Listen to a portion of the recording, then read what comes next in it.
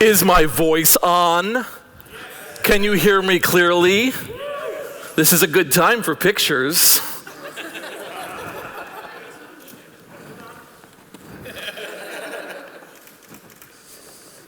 It's your first time, so I know you're working on it.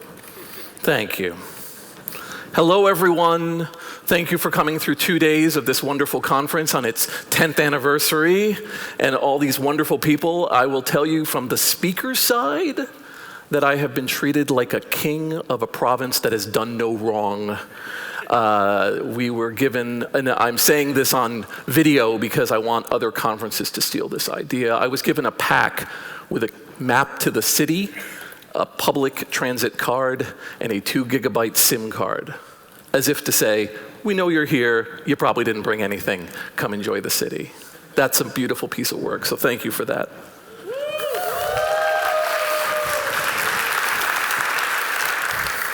So on January 20th of this year, I was at a conference at UCLA, and it was a conference involving the fact that our country had elected an idiot, and there was great concern that there was going to be a large amount of data removed, specifically removing data that had the proven fact that humans are having an effect on the climate, and that because so much of it was digital, it was even easier to hide and take away. So like a bunch of mice hiding under a newspaper from a coming hurricane, academics were talking about how will we save all of the climate data. So I went there. That was in Hollywood, California. For people who are not aware of the whole layout, it's where the movies are made, and it's also where UCLA is. And I was there just to be a member of the party talking about crazy things and how we should save it and so on. And the reason why is because I work for a place called archive.org, the Internet Archive. To many people, the Internet Archive is simply, oh, there you go.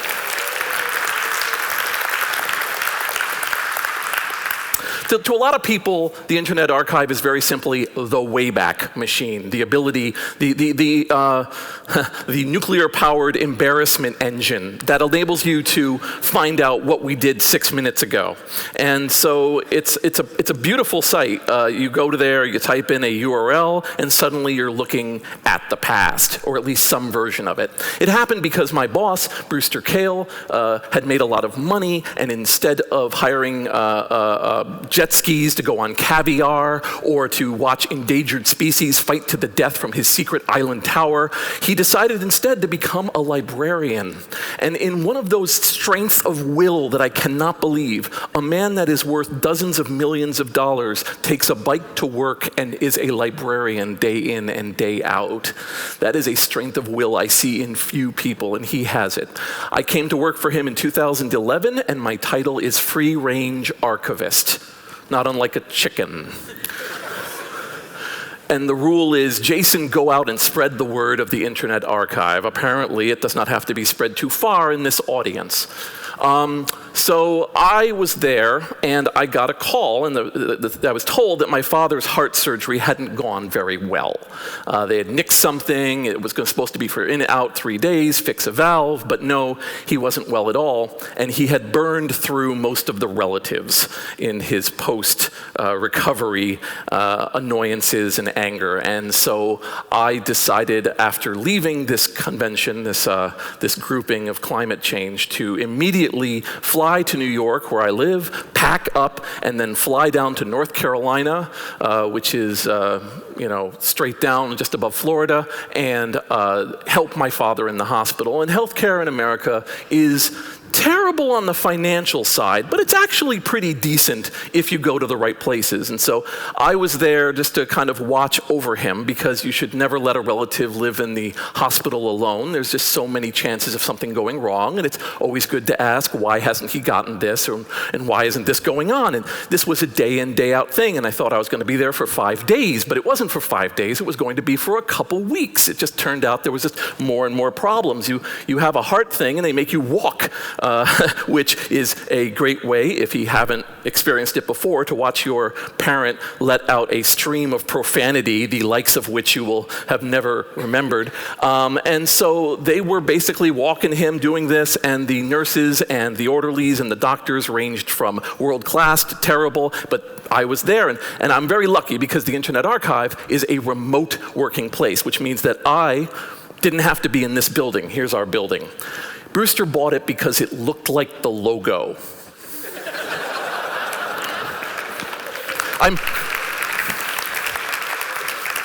Everything I'm saying in this talk is absolutely true. He bought it because it looked like the logo. He wanted to put a data center in it. So when you go to the Internet Archive, it looks to you like this. You can come in. This is a whole set of 78 RPM records. We've been digitizing them by the thousands. If you go to that collection, there'll be shellac records recorded with 4 different styluses, and basically you can listen to years of music provided to you. We even have CD-ROMs. That's my area. So if there's shareware CD-ROMs from the 90s, probably have it. We have thousands of CD-ROMs we've been putting up. We have video games, which was mentioned a few times here. This is way not the time to talk about it, but I spent an awful lot of time making sure that we could use Emscripten to port MAME, DOSBox, a Mac emulator, and an Amiga emulator into the archive such that you just boot up computer history in your browser. Millions of people have been to this site, and this will interest me just because it is a different audience. How many people here have played Oregon Trail? Put your hand down if you've never been to Oregon. Okay, but you've been to Oregon and you've played Oregon Trail. There we go. Wonderful. That's interesting. Okay. All right. That's interesting. It's not like it is in the game. I just want you to know that. But this is an educational game that was created in 1971, has been ported about 15 or 20 times, and now it is played on the Internet Archive every 8 seconds. Somebody boots it up, and I will tell you that the vast majority of them are schools that are using it because they can't afford more than 1 copy from the past, and they used to have a problem of all the kids crowding around and yelling at each other, which meant, of course, the quiet kids didn't get a chance to do anything, and so now everyone gets a shot on any browser anywhere in the world. It's a wonderful feeling to be part of that. Here are some flyers from various musical places. Here are books. Yeah, we got books too. We have all sorts of books going back from, the dawn of printing all the way up to the modern era, and each of these you can read. We use a method of scanning where we take 2 pictures, and we scan, and it looks pretty decent. The Internet Archive is currently scanning 1,000 books in every day. So if we don't have it today, check tomorrow. And the resolution is pretty good for the fact that it's being taken once every couple of seconds by a team that we hire around the world. Anyway, so there I was with my father doing this job. And again, what was supposed to be 5 days is suddenly going into a couple weeks. And it's looking like it might be 3 weeks. Now we have a problem. Or as I put it, oh shit, the manuals. So the manuals. Here's the deal with the manuals. I was told, I'm given a lot of tips. I have a nickname, which some of you don't know and some do, and it's called the Angel of Death. And I'll explain where that comes from later. But one of the things that happens is that I'm what shows up when things die.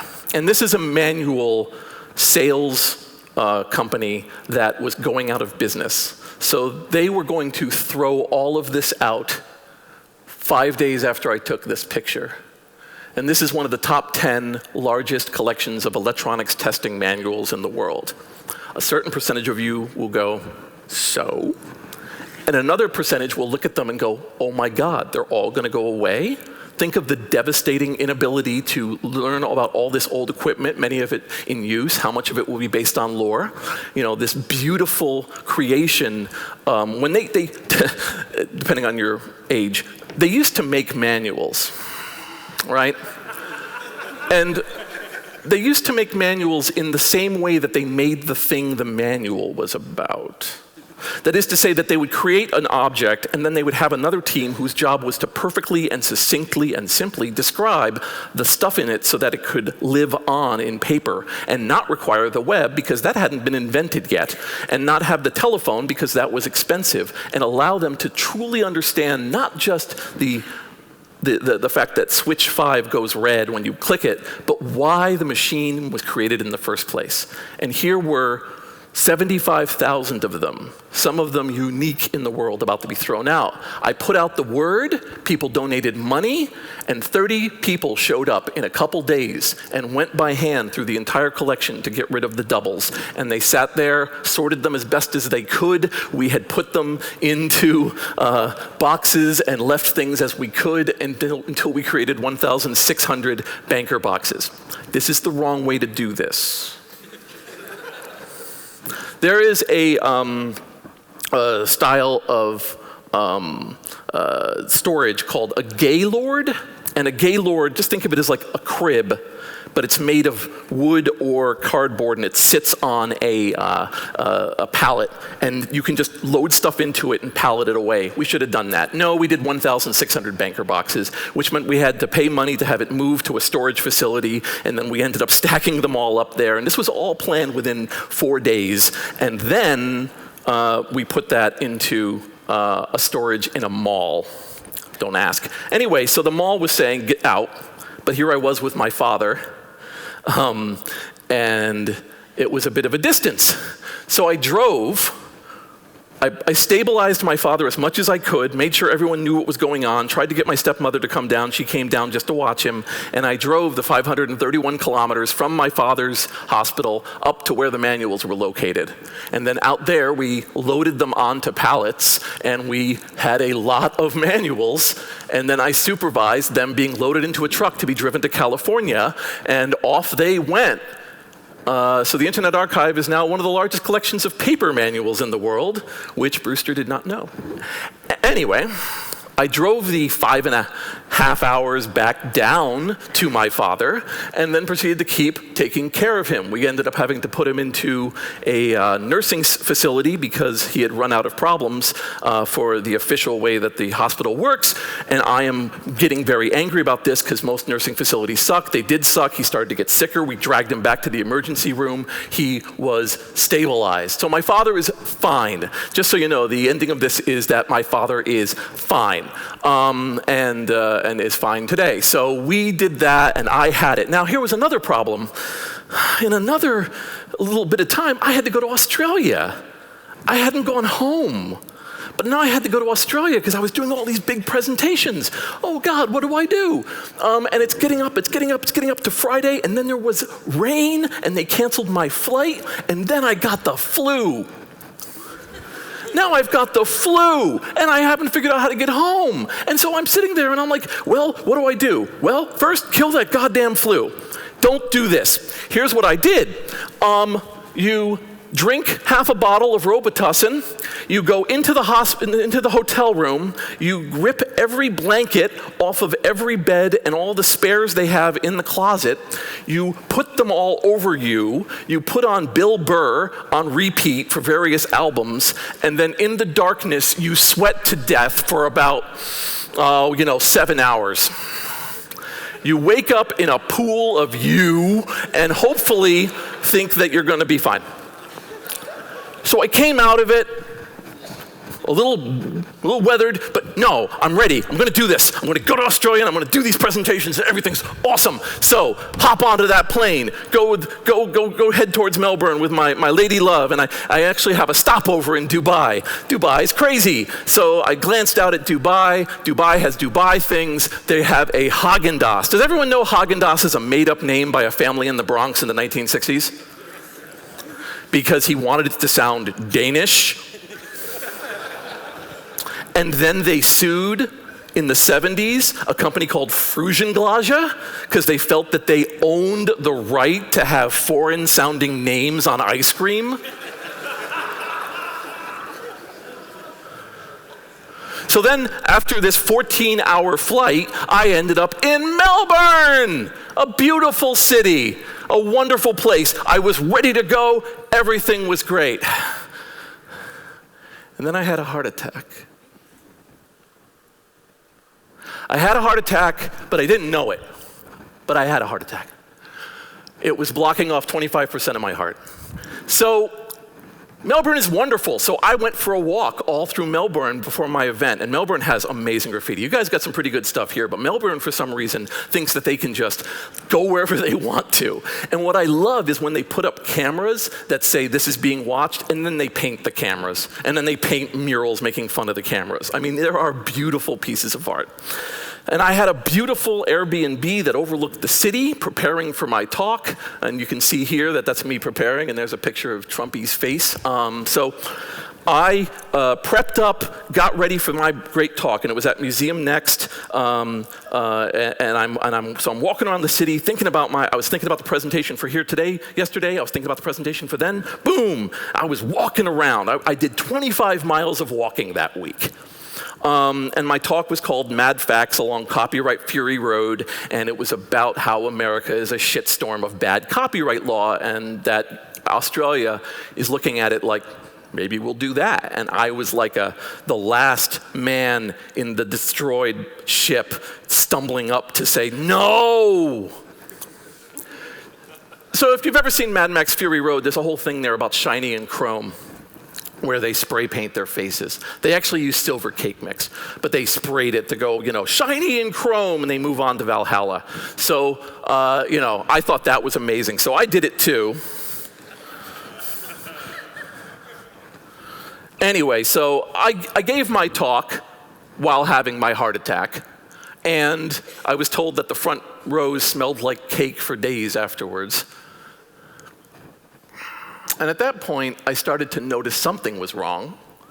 I felt like my energy was gone. And I believe in energy. I love energy. I love being involved in things. So all it felt like, I've described it later as a pain shirt. It felt like I was wearing itchy sweaters. And I was like, I must be getting old. That's what I thought. I must be getting old. I don't have the energy. I want to go see the whole city. It's so amazing. I was only walking 25 miles that week. I could have done so much more, I felt. So I then did a 7-hour appearance at the Australian Centre for the Moving Image. And we showed something called multi-bowl. I don't know if people here have heard of multi-bowl. Multi-bowl is an amazing thing. These two teachers took MAME, the emulator, and hacked it up to produce 2-player versions of 1-player games and 2-player games. And then it shows them to you, and you have 15 seconds to do something. Whoever does it first wins that round. Whoever wins 5 rounds first wins. They did it as a way to make modern, sugar-addled children learn about video game history without being annoyed by the fact that Ms. Pac-Man is really slow to play. So they play it, and it's an amazing game because it's like a lightning round.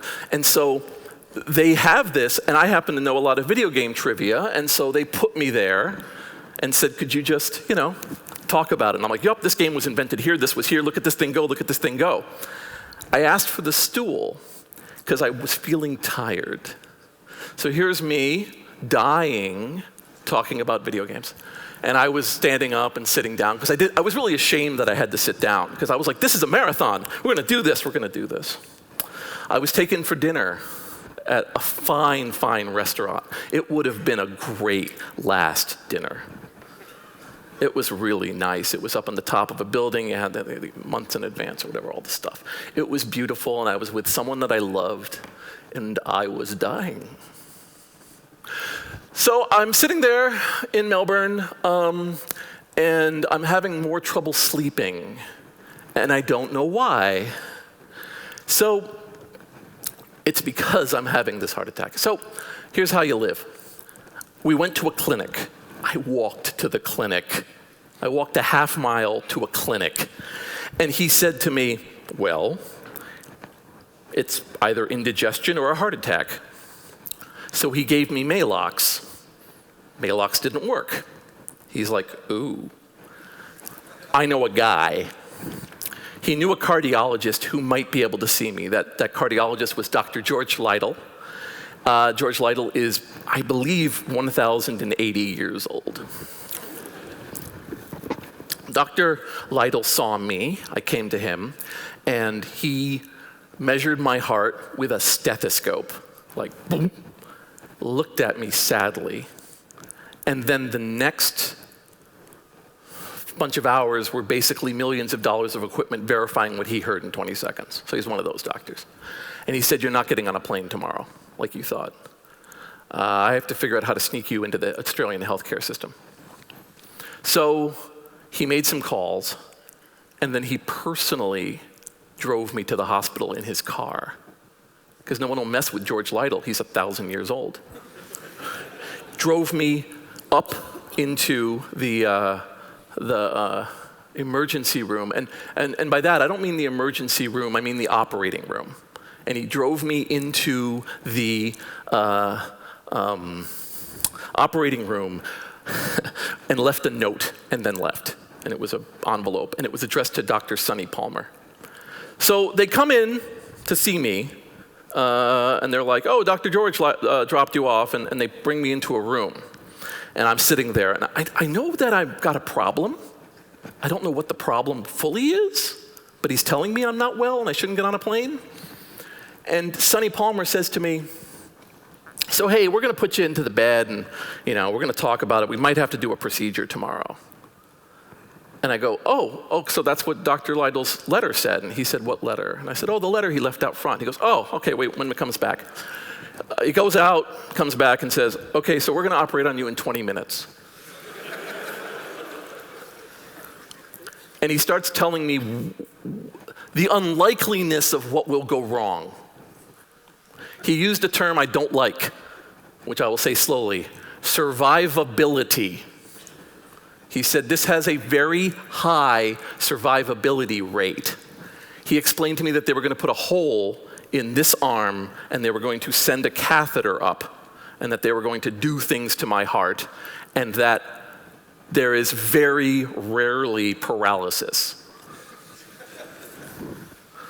So suddenly, I have both a terrible day. The day is now really bad, but I also have some weird opportunity, which is I might die, but I know it? What do you do then? What will you do then? Because some of you will get that. What will you do? Delete your browser history is an acceptable answer.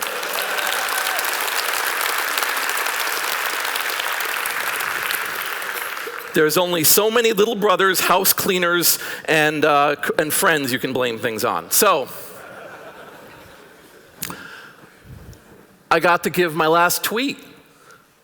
So, that's my last tweet. That would have been nice. A lot of people liked it. A lot of people were like, "What's going on? What's going on?" But live my life online. Might as well do it. There's my Twitter handle if you need it. So, and I remember what I said to my lovely lady, which was, I'm standing in my hospital gear that they've now loaded me into. They are about to send me into a room to wait to go into an operating room, and I have to say goodbye to her. And I said, "You were the best of everything." And I ran through the door, and I figured that was it. Anyway, the most interesting two things about having this done was that I was awake for the entire thing. Australia really likes 1980s American top 40. So they were playing John Bon Jovi's "You Give Love a Bad Name." Shot through the heart and you're to blame? They also asked me if I had voted for Trump, and I asked if that would affect the outcome of the operation. Anyway, Dr. Sonny was able to go in, and I was able to watch my own beating heart with a clogged vein, and they had shot me through with material to be able to see my stuff, and I watched my heart come back alive on television. And they cut through it, they put in something called a stent, and the stent went boop, and suddenly I had a lot more blood. But I felt pretty annoyed and terrible. But they wheeled me out. I did not die. They put me into a hospital room, and I was there for 3 days. There's Dr. Sonny Palmer. It was St. Vincent's. There's the weird stylized crucifix. They didn't ask me about any of my God stuff, so that's good. Dr. Sonny Palmer was awesome. Dr. George Leiter was awesome. Now it's on the record. So there's my heart before, and there's my heart afterwards. So I had what was called a, what was it? It was a myocardial infarction. So, did you know that there is a vein up there called the Widowmaker? If you ask your cardiologist and say, which one's the Widowmaker, he will not go like, I don't know what you're talking about. He will go, oh yeah, this one's the Widowmaker. Anyway, I didn't have the Widowmaker, and I looked great in my scrubs, so I just started tweeting people because I was bored as hell. Anyway, so there's my, I don't know, I think this is my future in fashion. I don't know, I think it looks great. Anyway, so now what? What do I do with the second half of my life? Now here's the thing that I really want to make clear, and this is the thing that's so important for me to get across to you, right?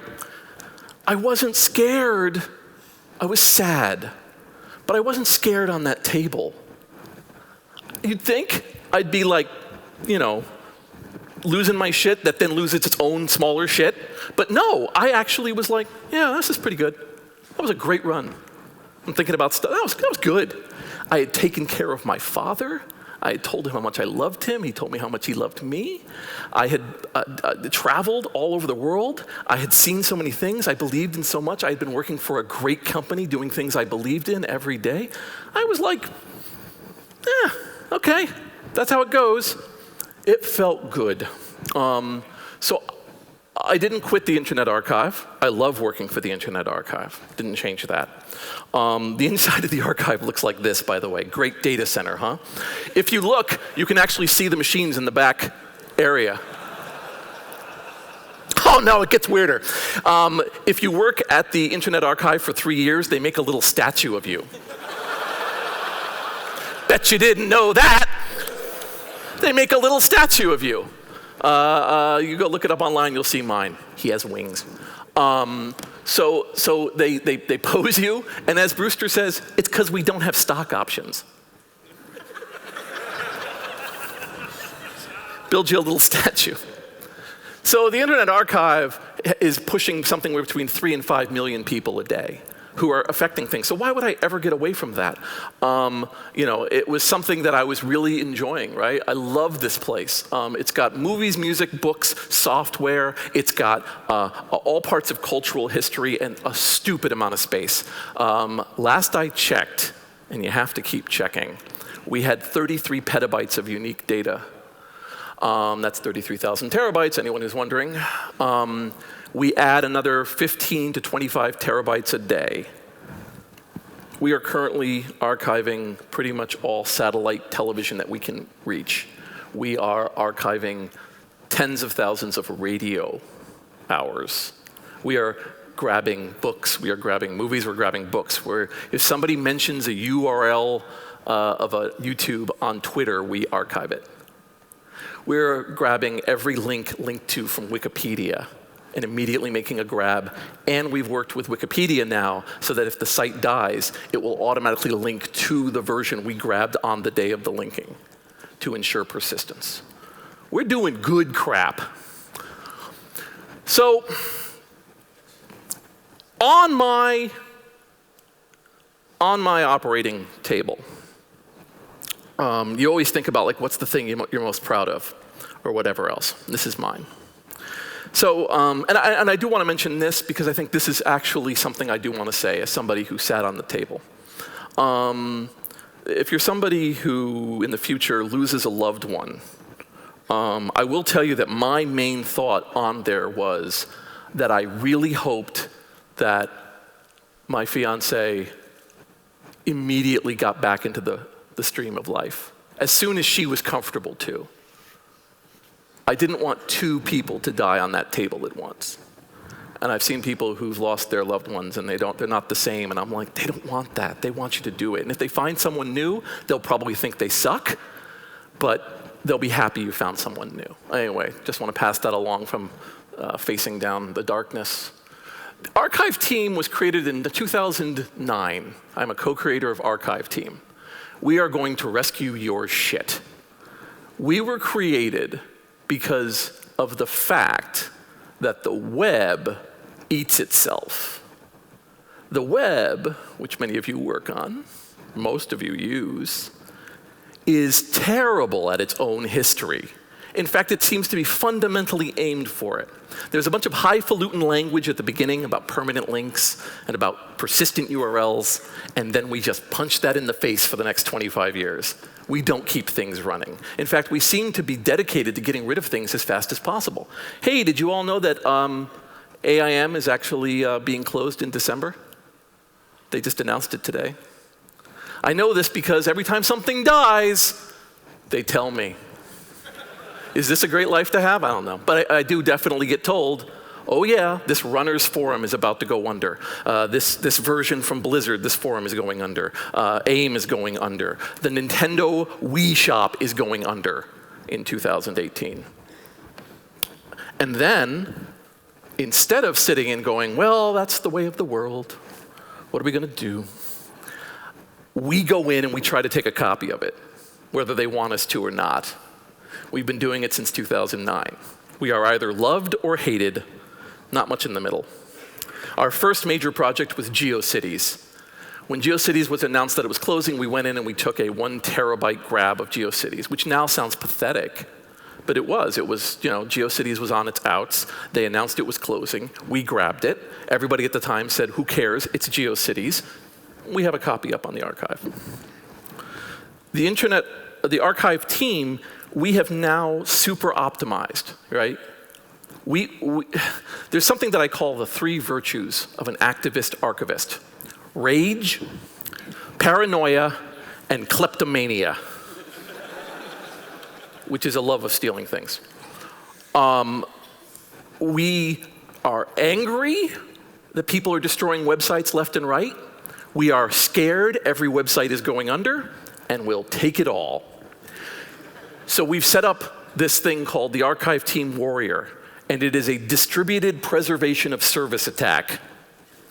Its entire purpose is to log in from all over the world and take a copy of a site before it goes down and hit them with hundreds of machines pulling it down. Because many of these places will announce that they're closing in 30 days, 20 days. And these are sites that have culture and meaning and wonder, and people made them. And this is, so here's the first of a couple things I want to say that are perhaps not entirely popular with this audience. Like, if you create something that lets people create things with you, I kind of think you have a duty. You really do. I mean, to you, it's a toy. But to them, it's the thing they made with their child on their lap.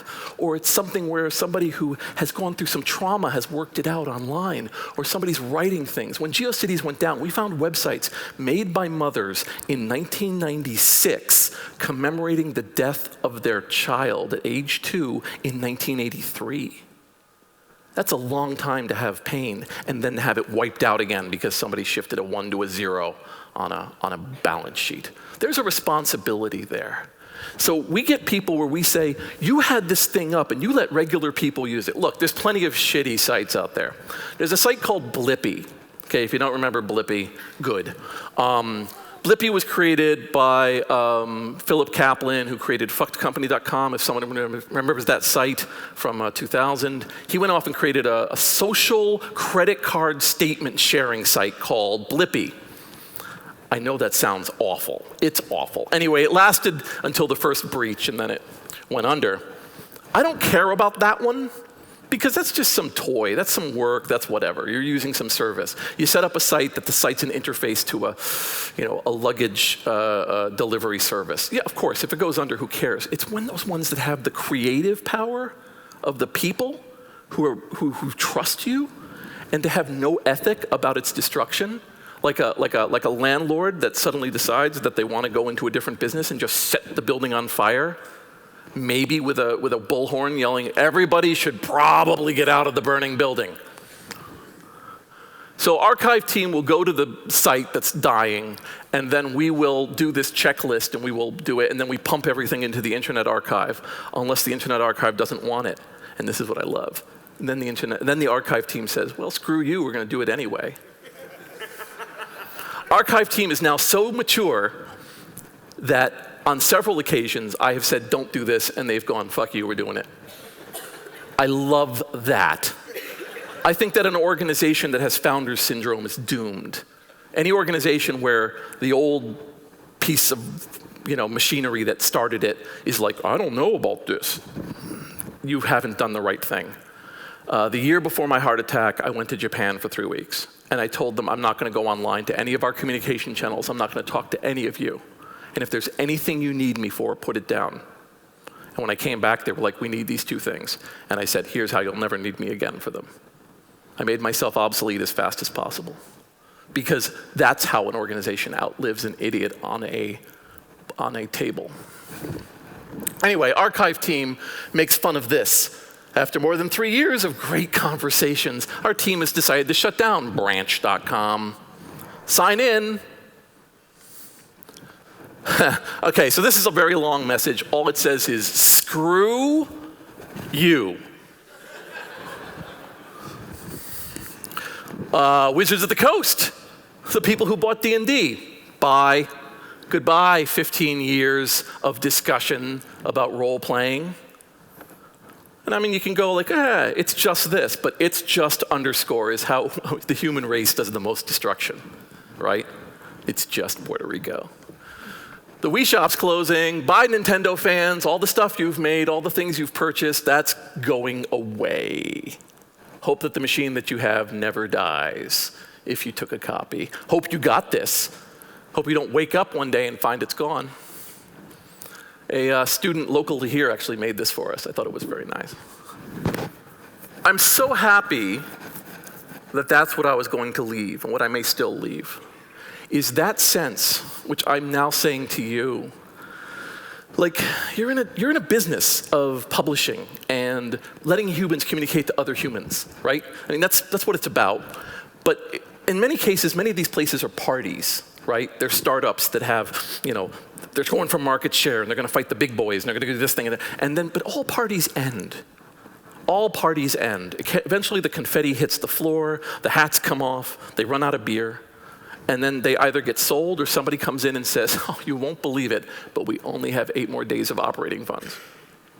And at that point, to me, that's when the rubber hits the road. That's when the face hits the floor. That's when you got to find out what were the ethics of the place, because how are they going to get the data out? Did they build it that way? Did they not build it that way? And you're like, well, and this is when I have my favorite conversations, because it always ends up with the same thing, which is, hey, Jason, that's just the way the world works. Bullshit. There's so much in this world that is somebody saying, no, I don't think the world works that way, and doing it. Stuart Butterfield, who runs Slack, ran a place called Glitch, which was a wonderful little place. And upon discovering that it wasn't going to make the money it was, that it wasn't going to function, he carefully made sure that every asset they had generated was downloadable for years afterwards. Like, they made sure that there were files, and they open sourced every asset they had control of, put it up on a permanent site, and let people download it until now. Okay? And he's worth $1 billion. He didn't have to do that, but he did. I know it can be done. Moot, fucking Moot of 4chan started a company called Canvas that was a way to encourage people to draw. And he came to me when it was turning out that the experiment was over. He had done a beautiful business, but it just wasn't going to work out, and he was going to move on, and said, how do we save this for later? So we downloaded everything off of Canvas, and we stored it away, and then he worked with some volunteers to make sure that there was a way to interact with Canvas long after its death. It can be done. If the guy who made Flickr and the guy who made 4chan can do it and agree on this, you can probably find somebody in yours to do it. I just ask to be that one voice in the meeting, because we know that meeting, right? The meeting where they make the terrible decision. The meeting where they decide, when do we tell them about the breach? Or when do we shift to this? When we do this, this is all going to stop working. How do we tell everybody what's about to happen? And I hope that you're the voice that says, maybe we should see about shutting it down cleanly and making stuff available to people or open sourcing it. It'd be a good brand strategy. It'd make everybody look good. Okay, so to understand how stupid the world is, I have probably one of the most famous internet cats. I wasn't going to mention this, but then you people were going nuts over cat GIFs on the Twitter. So I said, fuck it, here you go. I have a cat. His name's Sockington. Joined Twitter in March of 2007. Thought it was the stupidest thing in the world, Twitter. So I said, I'm going to put my cat on it. And he started tweeting. And as you can see, he tweets, this is what he tweets, really stupid stuff from the point of view of a cat. He became one of the 20 automatic accounts you were signed on to when you joined Twitter back in its first year. And he gained 1 million followers. I have seen the ass end of the stupidity of the tech industry because I have been addressed by marketers as if I were a fucking cat asking me if I want to endorse their startup. Hey, Sockington, maybe your owners would like to talk about blah, blah, blah.io. Purina keeps sending, to this day, keeps sending me custom Purina boxes with Socks's face on it, like a garbage bag company wrote in, wanted him to do a promotion about garbage bags. All sorts of pet marketing experts have contacted me. I'm just mentioning this because you need to realize the tech industry is fucking stupid. Okay? There is a fundamental foundation of dumbassery in there that may be functional in all other realms, but I have seen it. I have had a screaming producer from the Today Show, the NBC Today Show in America, trying to get me on to bring Socks, who is a real cat and doesn't want to go into a TV studio after flying in a plane, to come on to talk about getting 1 million followers. And I said no, and she screamed and she begged, and she finally said, okay, well, at least don't go on the other channels. I had it happen. Sockington still tweets, very popular cat, yeah, stupid. All right. Just remember that. Anyway, the guy with the 1 million follower cat would like you to know that you should add an export function if you can. Because I could tell you all about the ethics and the things, but I've discovered this is the one thing that programmers can really get behind. Make a thing that shoots out a thing. Even if it's kind of shitty, even if it's just a pile of XML, or it's a really crappy table or something, please make an export function because people can write import functions. Like, just do that, not before your company dies or your project dies. Make it as easy as possible. If you're somebody who's just simply making an open source item, please help people do that. If you're making a custom set of somebody else's creations using your platform, please do your best to make it easy for them to take what they put into you out of you. That's all I ask. And the other two are optional. Please be good. Please be good. There's so much evil in this world. Have we all discovered that the little white square of horror is now guiding our lives? We've all figured this out, that if somebody punches somebody out in a checkout line in Paris, everybody on the west coast of the United States knows it within the day. We are now hooked up like chickens into a really weird version of the Matrix that mostly focuses on bizarreness and celebrity. There is so much that's wonderful out there, though. You can turn, we had a country who used a source control system for their new constitution. We've had people make it a point of using Slack and other technologies to teach young children who would otherwise have no opportunity how to code or how to learn things or to pass information and messages. We've had brave people step forward and create encryption, often in the face of people who are telling them, like, there is so much opportunity for good. Okay? I'm no angel. I just look that way, okay? But I will tell you that of all the things I've done in the past and all the craziness I've done and all the things that I've done, and you'll leave here knowing who I am and you'll look it up and you'll go like, oh, this guy's crazy. The proudest thing I have are the letters that I would get from people who said, I lost all my stuff because I didn't understand what was going on. And then you came and somehow your team got a copy of it. And my husband died after this website was made and uploaded these pictures about his friends in the army. And this is the only record I have of him. And a tech person of not good looks at a person like that and says, well, why didn't you just right-click and save as? Why didn't you do this? And it's like going up to somebody who's in a car accident and going, I would have worn a seatbelt. You are not helping. I'm asking you to be helpful, to take the technology you're learning as we go through all of this place, this wondrous web that we have created that can do so much that we so all live in, and make a difference. Please be good. Have a wonderful life. May your second half be as good as your first. The end.